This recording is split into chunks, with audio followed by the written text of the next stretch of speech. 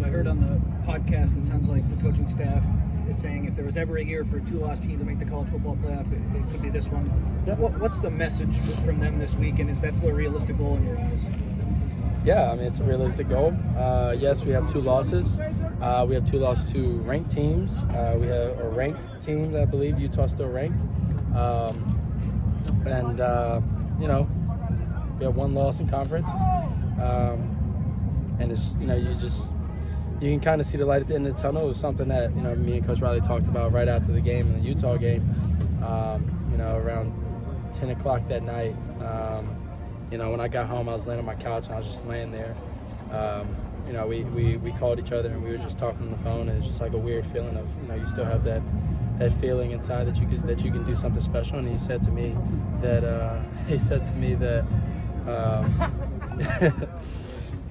that that night when we hopped on the phone, he called and he was like, you've had a weird / special career. We've done some crazy stuff together, and so let's go out and our time together has been absolutely crazy. Whether it's coming here and a 4-8 team to now being one of the highly talented and ranked teams in the country, to coming in Oklahoma in a crazy situation. So just we've had so much crazy stuff, so why not kind of just add to the list and try and do something crazy. So to be able to do that, we have to go out there and be able to perform, and that's something we've been preaching on these past since our first loss. Is we've been stacking weeks, stacking practices, and it's our fight and everything has been showing, and we're just fixing some small things, and the breakthrough is going to be coming through here soon. A few weeks ago, Lincoln was talking about how, because you guys have been together for a while now, there's a little bit more understanding of the playbook, and yes.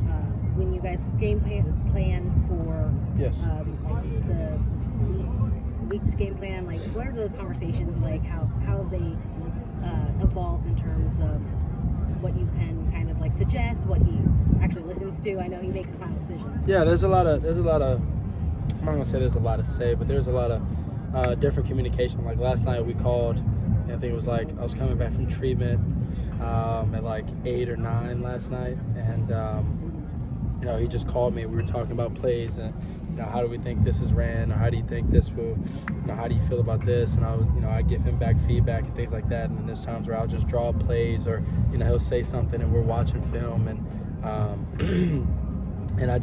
I make a remark and I kind of explain my my thought process of it, and he'll go, I actually really like it. And then sometimes we hear us explain and it's maybe it doesn't work out. So it's just a constant communication between him and I, and it's just been growing and it's been great. You have the ability to make something happen out of nothing Yeah. during a play. How do you navigate when to throw it away or say it's not going to be a play when you do have that special talent? Yeah, to be honest, it's a weird and kind of challenging thing for me, because there's times where you need to understand the situation and and get the ball out of your hands, whether it's a short route or throwing a ball out of bounds. Or there's times where you know who you are as a player, and how much work we put into plays when they break down and things like that. So it's a weird kind of challenge to be able to balance both. And I still struggle with it. I still fight it every day. Whether it's in practice or whether it's in game, to be able to kind of balance that skill, I guess you could say. What guidance have you gotten as far as that? A lot of guidance I've gotten from Link is just understanding the situation. That helps out a lot in any of those situations of when to scramble, like the play before the half at drive, or I said drive at Cal. Just kind of understanding we have 12 seconds on the clock. Like most plays last 6 seconds. Like you have a little bit extra time if you need to do something. I scrambled a little bit and made a play and threw a ball to Lake McCree, and we just missed a field goal coming out. But just making plays like that. And then there's also times where you're in field goal position or in scoring position and things like that, and that you need to just understand live the fight for another down. Hey Caleb, talk to me about your performance on Saturday. Despite the 2 losses you guys went through, and coming out in that second half, it was a very important game for you guys to kind of stay alive here. Talk to me about your guys' mentality coming out of the locker room. Yeah, we had a couple guys speak up at halftime, and it just brought a bunch of energy to to the guys and things like that. So the energy and vibe coming out, we understood that we had to go out there and fight. And the guys at halftime really helped us surge from when we came out the second half. But myself, I didn't play as well as I wanted to. I did throw the ball away a couple times. There was a couple times where the defensive line broke through, and I may have missed a pass that I normally don't miss. And so I could have played better. I could have played a lot better, and I will.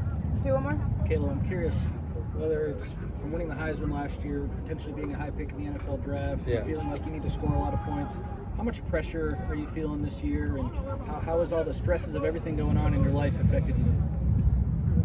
They haven't. I'm here at USC, enjoying playing ball, the thing that I love, and being around these guys for however long that I'm going to be around them, whether it's a whole another year, or whether it's however long we have left in the season. So enjoying the moments that I have, understanding that you don't get things like high school back, you don't get things like college back, and so it's something that I learned from high school, not having my senior year. Is enjoying the moments that you have regardless of what year you're in, regardless of what your situation is. And so pressure, I don't think of pressure as a thing. I've said it a bunch. I think if you're prepared for the moments that are up and coming in your life, it's, especially if you manifest things that you work for, you're prepared for those moments. You don't feel pressured. You feel excited. You're ready for the moment, and whatever comes, like I said, you're ready for it. Thank you, Caleb. Awesome. Thank you.